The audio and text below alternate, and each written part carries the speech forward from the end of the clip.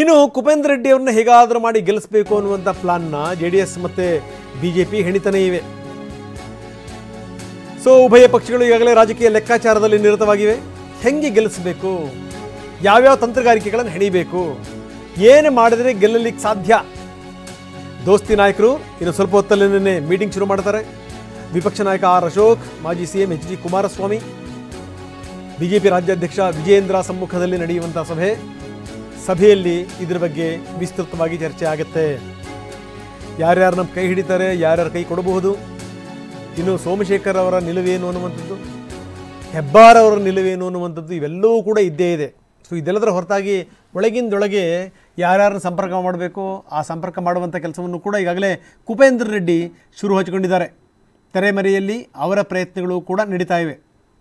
ಇಂಥ ಸಂದರ್ಭದಲ್ಲಿ ಏನು ಮಾಡಬೇಕು ಅನ್ನೋ ವಿಚಾರಕ್ಕೆ ಸಂಬಂಧಪಟ್ಟಂಗೆ ಉಭಯ ನಾಯಕರು ಚರ್ಚೆ ಮಾಡ್ತಾರೆ. ಉಭಯ ಪಕ್ಷದ ನಾಯಕರುಗಳು HD ಕುಮಾರಸ್ವಾಮಿ ಸಭೆಯಲ್ಲಿರ್ತಾರೆ, ಆರ್ ಅಶೋಕ್ ಇರ್ತಾರೆ, ಮತ್ತು ವಿಜೇಂದ್ರ ಕೂಡ ಇರ್ತಾರೆ.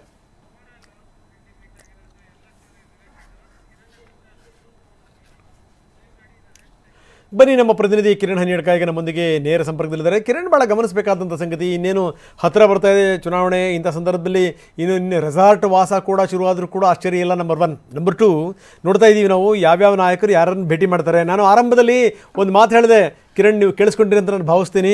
ಇವಾಗ ನಾಯಕರು ಸ್ವಲ್ಪ ಮಿಸ್ಗಾಡಿದ್ರು ಕೂಡ ಅನುಮಾನದ ಹುತ್ತ ಎದ್ದು ಬಿಡುತ್ತೆ ಅನ್ನುವಂಥ ಮಾತನ್ನು ನಾನು ಹೇಳಿದೆ. ಅಂದರೆ ಯಾರನ್ನು ಭೇಟಿ ಮಾಡ್ತಾರೆ, ಏನೇನು ಚರ್ಚೆ ಮಾಡ್ತಾರೆ. ಈಗ ರೆಡ್ಡಿ ಅವರು ಹೋಗಿದ್ದಾರೆ, CM ಅವ್ರನ್ನ ಭೇಟಿ ಮಾಡಿದ್ದಾರೆ, DCM ಅವ್ರನ್ನ ಚರ್ಚೆ ಮಾಡಿದ್ದಾರೆ. ಇನ್ನು ವಿಧಾನಸಭೆಯ ಸಭಾಂಗಣದಲ್ಲೇ ಈಗ ಅಧಿವೇಶನ ಮುಂದಕ್ಕೆ ಹೋಗಿರ್ಬೋದು, ಪ್ರಶ್ನೆ ಬೇರೆ, ಕಲಾಪವನ್ನು ಮುಂದಕ್ಕೆ ಹಾಕಿರ್ಬೋದು. ಆದರೆ ಅಲ್ಲೇ ಹೋಗಿ ಯಾವ್ಯಾವ JDS ನಾಯಕರುಗಳಿರ್ತಾರೆ, GT ದೇವೇಗೌಡರಾಗಿರ್ಬೋದು, ಮಂಜು ಆಗಿರ್ಬೋದು, ಅಲ್ಲೇ ಹೋಗಿ DK ಚರ್ಚೆ ಮಾಡ್ತಾ ಇದ್ದಾರೆ. ಯಾವ ರೀತಿ ಚರ್ಚೆ ಮಾಡ್ತಾ ಇದ್ದಾರೆ, ಏನೇನು ಚರ್ಚೆ ಮಾಡ್ತಾ ಇದ್ದಾರೆ ಎಲ್ಲದೂ ಕೂಡ ಕುತೂಹಲನೇ. ಒಟ್ಟಾರೆಯಾಗಿ ಈ ರಾಜ್ಯಸಭೆಯನ್ನು ಕೇಂದ್ರೀಕರಿಸಿ ಮಾತಾಡೋದಾದರೆ ಏನೇನು ನಡೀತಾ ಇದೆ ಕಿರಣ್? ಖಂಡಿತ ರಂಗನಾಥ್, ನಾಳೆ ಮತದಾನ ಇರುವಂತಹ ಕಾರಣಕ್ಕಾಗಿ ಮತ್ತು 5 ಅಭ್ಯರ್ಥಿಗಳು ಕಣದಲ್ಲಿರುವಂತಹ ಹಿನ್ನೆಲೆಯಲ್ಲಿ ನೆಕ್ ಟು ನೈಟ್ ಫೈಟ್ ಏರ್ಪಟ್ಟಿದೆ. ಹೀಗಾಗಿ ಒಂದಷ್ಟು ಸ್ವಲ್ಪ ವ್ಯತ್ಯಾಸಗಳಾದರೂ ಕೂಡ ಅದು ಯಾವುದೇ ಅಭ್ಯರ್ಥಿಯ ಸೋಲಿಗೆ ಕಾರಣ ಆಗಬಹುದು ಅಥವಾ ಮತ್ತೊಂದು ಅಭ್ಯರ್ಥಿಯ ಗೆಲುವಿಗೂ ಕೂಡ ದೊಡ್ಡ ಮಟ್ಟದ ಕೊಡುಗೆಯೂ ಕೂಡ ಸಿಗ್ಬೋದು. ಹಾಗಾಗಿ ಕಾಂಗ್ರೆಸ್, BJP, JDS ಮೂರೂ ಪಕ್ಷ ನಾಯಕರು ಕೂಡ ಬಹಳ ಎಚ್ಚರಿಕೆಯ ಒಂದು ಹೆಜ್ಜೆ ನಡೆಸಿದ್ದಾರೆ.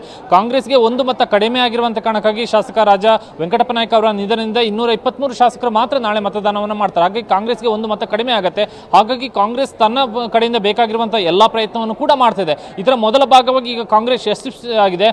ಇಲ್ಲಿ KRPP ಪಕ್ಷದ ಅಧ್ಯಕ್ಷ ಹಾಗೂ ಶಾಸಕರಾಗಿರುವಂತಹ ಜನಾರ್ದನ್ ರೆಡ್ಡಿ ಅವರ ಮುಖಾಂತರವಾಗಿ ಅವರ ಪಕ್ಷದ ಏಜೆಂಟರನ್ನ ನೇಮಕ ಮಾಡುವಂತಹ ವಿಚಾರದಲ್ಲಿ DK ಶಿವಕುಮಾರ್ ಅವರ ಆಪ್ತ ಯೋಗೇಂದ್ರ ವಿಕ್ರಮ್ ಅವರನ್ನೇ KRPP ಪಕ್ಷದ ಏಜೆಂಟ್ ಆಗಿ ಈಗಾಗಲೇ ನೇಮಕ ಮಾಡಲಾಗಿದೆ. ಇದು ಕಾಂಗ್ರೆಸ್ಗೆ ಸಿಕ್ಕಿರುವಂತಹ ಮೊದಲ ಯಶಸ್ಸು. ಹಾಗಾಗಿ ನಾಳೆ ಜನಾರ್ದನ್ ರೆಡ್ಡಿ ಅವರು ಕಾಂಗ್ರೆಸ್ ಅಭ್ಯರ್ಥಿಯ ಪರವಾಗಿ ಮತವನ್ನ ಚಲಾವಣೆ ಮಾಡುವಂಥದ್ದು ಇಲ್ಲಿ ಖಚಿತ ಆಗ್ತದೆ.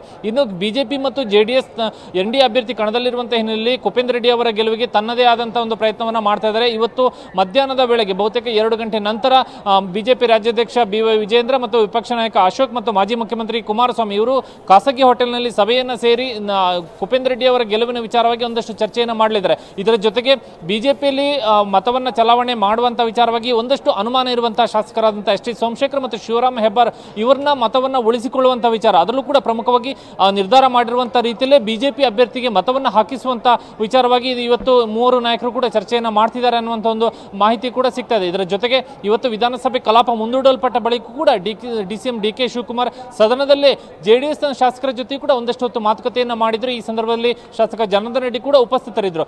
ಮಂಜು ಹಾಗೂ GT ದೇವೇಗೌಡರ ಜೊತೆಗೆ DK ಶಿವಕುಮಾರ್ ಅವರು ಮಾತುಕತೆಯನ್ನು ಮಾಡಿದ್ರು. ಆದರೆ NDA ಅಭ್ಯರ್ಥಿ ಕಣದಲ್ಲಿರುವಂತಹ ಕಾರಣಕ್ಕಾಗಿ DK ಶಿವಕುಮಾರ್ GT ದೇವೇಗೌಡ ಅವರ ಮಾತಿನ ನಡುವೆ ಯಾವುದೇ ದೊಡ್ಡ ಮಟ್ಟದ ಒಂದು ಆ ವಿಚಾರದಲ್ಲಿ ಯಾವುದೇ ರೀತಿಯಂಥ ಚರ್ಚೆ ಇಲ್ಲ ಅಂತ ಆದರೂ ಕೂಡ ಮಂಜು ಅವರ ಉಪಸ್ಥಿತಿ ಒಂದಷ್ಟು ಅನುಮಾನವನ್ನು ಹುಟ್ಟಿಸ್ತಾ ಇದೆ. ಯಾಕೆಂದರೆ ಮಂಜು ಅವರ ಪುತ್ರ ಕಾಂಗ್ರೆಸ್ ಶಾಸಕರಾಗಿರುವಂಥದ್ದು ಮತ್ತು ಮಂಜು ಕಾಂಗ್ರೆಸ್ನ ಶಾಸಕರ ಜೊತೆ ಹೆಚ್ಚಿನ ಒಡನಾಟವನ್ನು ಹೊಂದಿರುವಂಥದ್ದು, ಮುಖ್ಯಮಂತ್ರಿಗಳ ಜೊತೆ ಉಪಮುಖ್ಯಮಂತ್ರಿ ಜೊತೆ ಹೆಚ್ಚಿನ ಒಡನಾಟವನ್ನು ಹೊಂದಿರುವಂಥದ್ದು. ಮಂಜು ಅವರ ಜೊತೆ DK ಅವರ ಮಾತುಕತೆ ಒಂದಷ್ಟು ಕುತೂಹಲವನ್ನು ಕೇಳಿಸಿದೆ. ಹೀಗಾಗಿ ಮತದಾನ ಆಗೋದಕ್ಕೆ ಕೆಲವೇ ಗಂಟೆಗಳು ಬಾಕಿ ಇರುವಂಥ ಹಿನ್ನೆಲೆ ನಾಯಕರುಗಳ ಪ್ರಕ್ರಿಯೆಗಳು ಅವರ ಚಟುವಟಿಕೆಗಳು ಕುತೂಹಲವನ್ನು ಮೂಡಿಸ್ತಾ ಇದೆ. ಓಕೆ, ಧನ್ಯವಾದ ತಮ್ಮೆಲ್ಲ ಮಾಹಿತಿಗೆ.